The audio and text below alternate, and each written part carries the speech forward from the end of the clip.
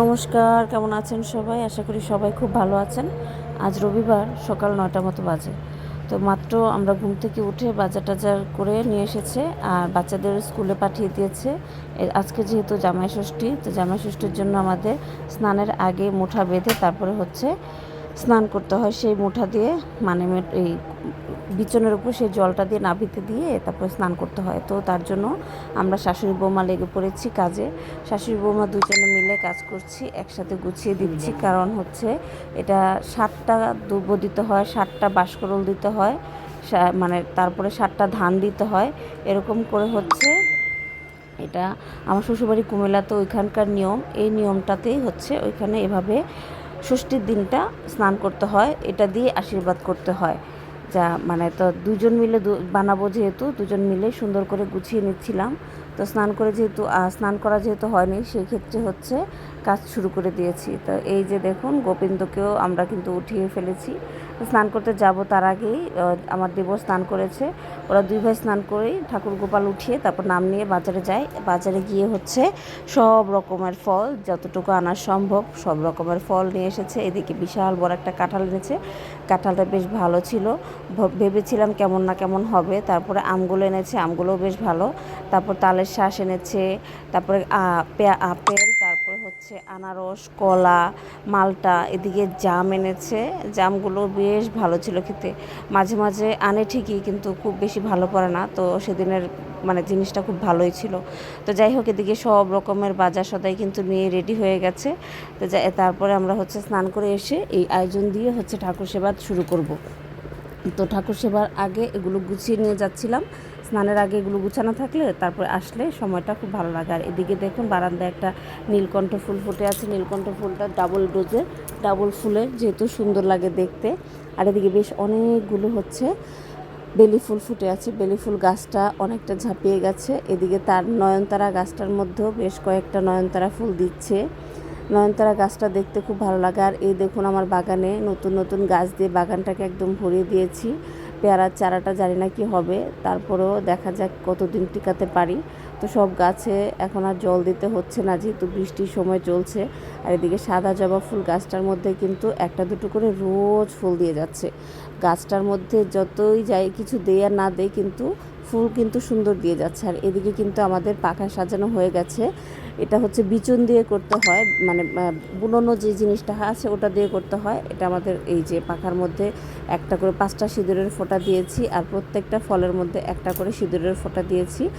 তারপর মুঠোটার মধ্যে একটা সিঁদুরের ফোঁটা দিয়েছি। এদিকে একটা কলা, একটা আম, একটা সুপারি, আর করমজাত মুঠার মধ্যেই থাকবে, আর হর্তুকি আর সুপারি, আস্তা সুপারি, এগুলো দিয়ে স্নানটা করতে হয়। তারপর আমরা স্নান করে এসে তারপর ওদের আবার দোকানে যাওয়ার সময় হয়ে গেছে। তো মা তাড়াতাড়ি করে ওদের আগে বিচনের জলটা, আশীর্বাদটা দিয়ে দিচ্ছিল।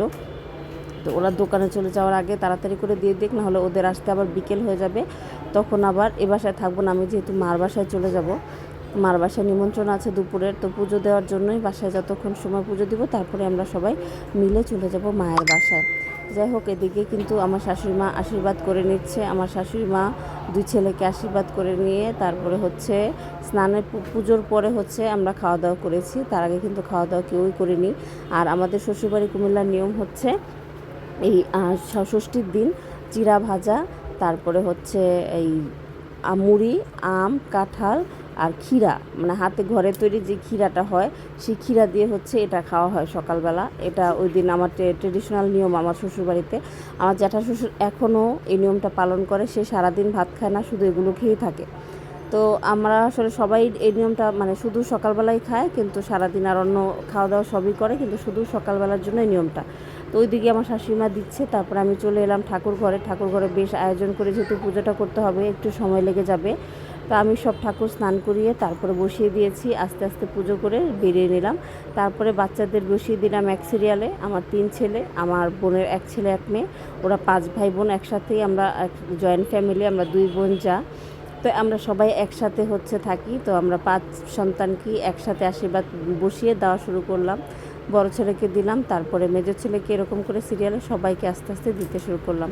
আশীর্বাদ দিতে দিতে ওদের শেখাচ্ছিলাম যে এটা আমাদের মানে ট্রেডিশন, ঐতিহ্য, এটা আমাদের শিখতে হবে। কিছু কিছু নিয়ম বাচ্চাদের শেখাতে হয়। ছোট বাচ্চাদের এই নিয়মগুলো না শেখালে বাচ্চারা আসলে জানতে পারে না। বর্তমানে তো সবাই নিয়মকানুন ভুলে গেছে, কেউ কিছুই করতে চায় না, কিন্তু আমি কষ্ট হলেও সেই নিয়মগুলো পালন করি। আমার বাচ্চাদের শেখানোর জন্য হলেও আমি চাই এই নিয়মগুলো পালন করতে, যাতে ওরা শিখে জানে যে না, এই দিন এটা পালন করতে হয়, ওই দিন ওইটা পালন করতে হয়। এগুলো যদি আমরা বাচ্চাদের না শেখাই তাহলে ওরা কিন্তু কিছুই শিখবে না। আর ওরা কিন্তু প্রচুর চঞ্চল, ওরা দুষ্টুমি, সারাদিন দুষ্টুমি করতেই থাকে সবাই। তো চাই ওরা ভালো থাক, ওরা সবসময় যত সুস্থ থাকে এটাই চাই ভগবানের কাছে। মা ষষ্ঠী ওদের আশীর্বাদ করুক, ওরা যেন সবসময় সুস্থ থাকে। আর মা ষষ্ঠীর আশীর্বাদে যেন আমার কোল জুড়ে থাকে সবাই আশীর্বাদ করবেন। সন্তানরা ভালো থাকলে মা বাবা এমনিতেই ভালো থাকে। আমার সব সন্তান যেন থাকে দুধে ভাতে, এটাই ভগবানের কাছে আমি প্রার্থনা করি। তো ছোটো বোন আজকে পারেনি, তাই ছোটো বোন দিচ্ছে না, আমি সবাইকে একসাথে বসিয়ে আশীর্বাদ করে দিচ্ছি। আর এতে করে ওরা খুব আনন্দও পাচ্ছে, ওরা নতুন একটা জিনিস শিখতে পারছে। কারণ গত বছর যে সময় করেছি ওই সময় ওরা ছোটো ছিল আর একটু, তো ওই জিনিসটা ওদের মনে থাকেনি।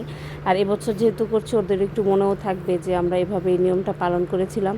এই যে দুষ্টু পুরা দুষ্টুমি শুরু করে দিয়েছে, তারপরও আশীর্বাদের সময়টা মাথা নিচু করে ছিল। তো ওদের আশীর্বাদ করা শেষে গুড্ডু বুড়িটা চুপ করে বসে আছে। ও দেখছে কাকে কিভাবে আমরা দিচ্ছি আশীর্বাদ, ও দেখে শিখছে দাদাদের কিভাবে আশীর্বাদ দিচ্ছে। বুড়িটা বসে বসে দেখছিল আর আমাদের বলছিল, মামুনি আমার কাছে কখন আসবে। তা আমি ওর কাছে যাওয়ার আগে ছোট ছেলেকে দিয়ে শেষ করে নিচ্ছিলাম আশীর্বাদ। তারপরে ওরা খুব আনন্দ পাচ্ছিল এবং এই যে দুষ্টুমি করছে দুব্বো ঘাস নিয়ে। এই যে সবাই প্রণাম করছে, শাশুড়ি মা বলে দিচ্ছে সবাইকে প্রণাম করার জন্য। এই যে দেখেন বুড়ি কত শান্ত হয়ে আছে, লক্ষ্মী মামুনি একটা। ওদের 4 ভাইয়ের 1 বোন, দুষ্টু বুড়ি কিন্তু এখন একদম শান্ত হয়ে আছে। মামুনি আর বাবাটা থাকলে কিন্তু খুব খুশি হয়, আদর করে ওদের অনেক। তো যাই হোক, আশীর্বাদ করে নিচ্ছিলাম। ও আমাকে নমস্কার করবে জন্য তাড়াহুড়ো করছে, আর শাশুড়ি মা বলছে নমস্কার করতে, বলছে না এখন না, আগে আমাকে মামুনি আশীর্বাদ করুক, তারপরে আমি নমস্কার করব। পাকা বুড়ি একটা, একদম ছোট্ট, তারপরেও কত কিছু বোঝে পাকা বুড়িটা।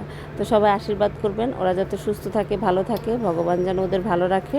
আর তারপরে কিন্তু আমি মায়ের বাসায় চলে গেছিলাম। মায়ের বাসার পরের ভিডিওটা দেখার জন্য আপনাদের সবাইকে একটু অপেক্ষা করতে হবে, পরের ভিডিওতে দেখা।